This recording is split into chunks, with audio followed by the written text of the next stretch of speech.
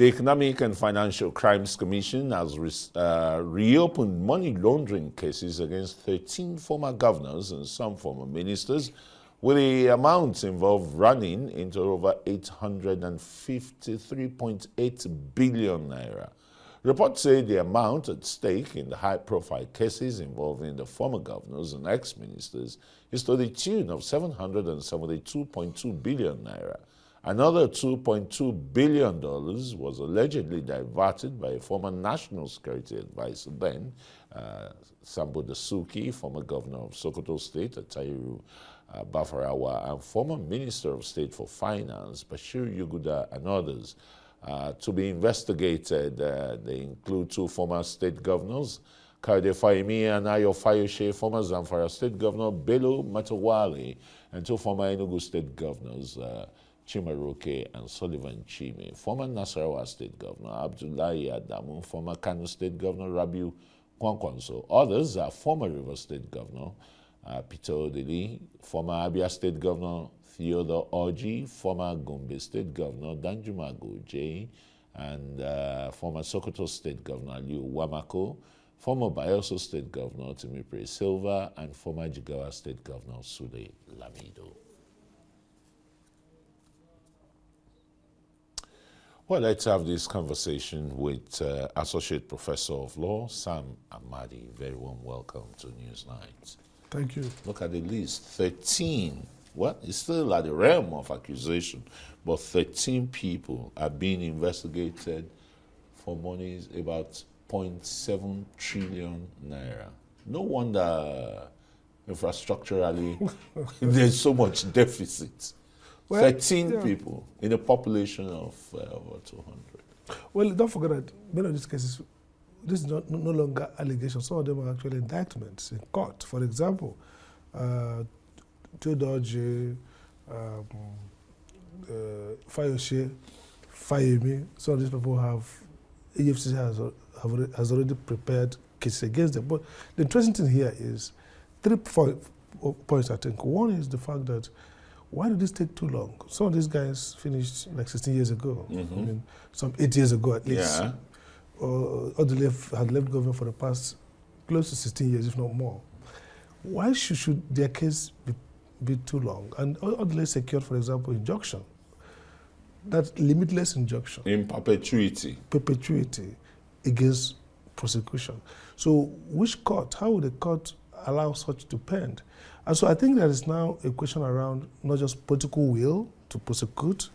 2, there must be some intelligence. I mean, the judicial system must also align that corruption of this nature is not a major security threat to national security, because the collapse, someone has argued that Nigeria might be one of the first states in the world that could collapse from generalized corruption and inefficiency. The state just give up because you don't have the resources, banditry, criminality.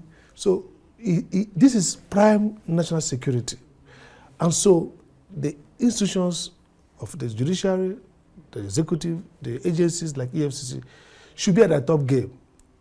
And there should be a national policy, a judicial policy from the chief justice of the Federal High Court that speedy trial are very strong, judicial stance against corruption. But you aren't going to have that in this part of the world when judges still write in longhand. But how are you going to have speedy trial there when the court proceedings are verbatim? They are written verbatim. But many of these courts have real-time recorders. They're not using them. In fact, that's one. 2 is that the procedure for judicial procedure look at what happened with the Court of Appeal. The question of judges in the election. Yeah. You have to go to the Supreme Court. Supreme Court now say, oh, that was error. Now, if you look at the U.S. procedure, you can pick up something and get to the Supreme Court and clear it first and come back. And that clears the cases. So I think there should be some creativity. Judges should take over this proceeding and stop allowing all these frivolous delays.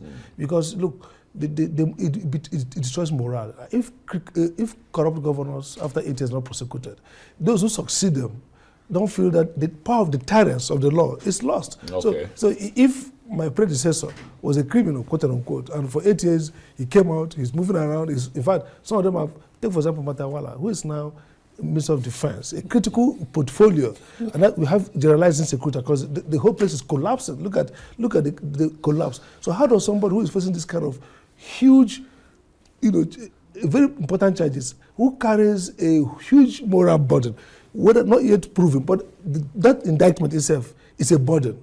And those people get to higher offices, he could become president before this case finishes. And so imagine what that means. So I think there must be three things here. One is we must have a commitment that to take corruption of this nature as national security issue. Two, align judicial process. In fact, throughout some of the procedures, I think there's too much procedural steps that are given to accused persons. Nigerian legal system is too liberal.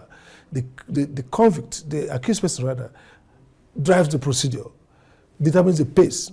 It should be the other way around. In fact, people have argued there should be some kind of civil law procedure like in France, elsewhere, where judges themselves become a little bit interrogative. You know what I'm saying? They size up, they become the interrogator. Ask questions, say, my friend, don't waste our time. Did you or did you not? Something like that. So we must have to nail these corrupt politicians, nail them on time, so that the deterrence value of the EFCC Act, the ICPC law, and the various anti-corruption laws will have deterrence. I mean, if somebody can commit a crime, embezzle government funds, like the amount we're talking about, and 15 years, nobody has even pushed the trial past High Court, why would somebody else who comes to that office think that the law has a bite? So I think that what EFCC is doing now, they should move away from, maybe they look at other more experienced lawyers to handle this trial and push them. And I think the Chief Justice of the Federation and the President of the Federal Court of Appeal, High Court, and the High Court Chief Justice should form a consensus. As a developing country, look at the way China does, look at the way Singapore, look at the way Taiwan. You cannot have this level of corruption and this level of legal failure and have economic development. It can't work. So we need to come to speed that this is a national security threat to Nigeria's existence. The generalized form of corruption is too heavy. I mean, look at, just in one count, look at all the governors, it cuts across zone, regions, political parties. All right. That's a disaster. So we need to do something about this quickly. Sam, okay, thank you very much for your submission. We've got to go now. If not, I mean, the issue is not is inexhaustible, and I'm sure we'll still come around and discuss it some other time. Associate Professor of Law and Arise Analyst Sam Amadi.